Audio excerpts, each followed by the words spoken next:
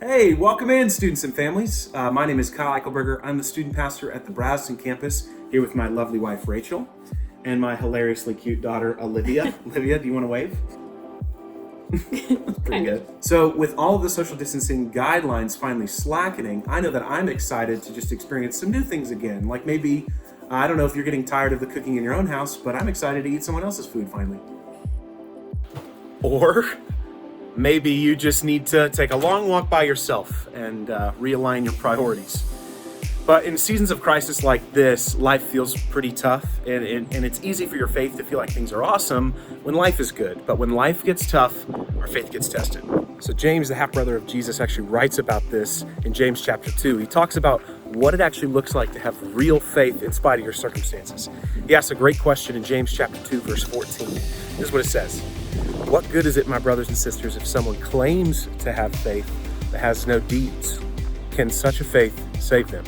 That's a huge question. I'll bet a lot of us listening have actually had to ask that before in our own lives.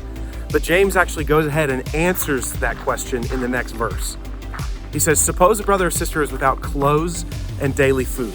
If one of them says, go in peace, keep warm and well fed, but does nothing about their physical needs, what good is it? In the same way, faith by itself, if it's not accompanied by action, is dead. So I want to be extra clear here. What James is not saying is that we have to do good deeds in order to get into heaven. In fact, I think the Bible communicates a very different message to the life of Jesus, that it doesn't matter how many good things we do, and it also doesn't matter if we never do a bad thing again in our whole lives, not likely. We always needed Jesus to reach down and pluck us out of danger. But the faith that saves us is never alone. When we receive the free gift, we surrender to Jesus as Lord. And so, as we follow Jesus, we do our best to emulate the life of Jesus. PK has a really great way of putting it. He says we're not doing works to get to heaven, but we are doing works on our way to heaven. The famous theologian Martin Luther actually wrote something about this passage in James. He said that we are saved by faith alone, but the faith that saves is never alone. I think a great example of this would be chair. I can have all the confidence in the world in this chair.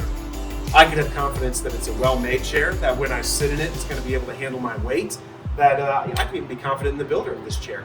But until I actually sit down in it, then I have faith that's not really founded in anything concrete.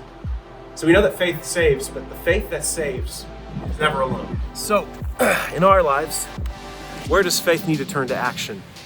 Maybe there's something in your life that you've left undone that God is now calling you to try and do. Maybe there's forgiveness you need to extend to somebody who hurt you.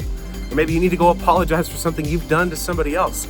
Maybe God is calling you to be a part of the healing process in relationships, and now is the time to say yes. So, if you're in high school, now is the time for you to go ahead and jump into your Zoom community groups. If you're not already connected to one, there's two ways you can try and get plugged in.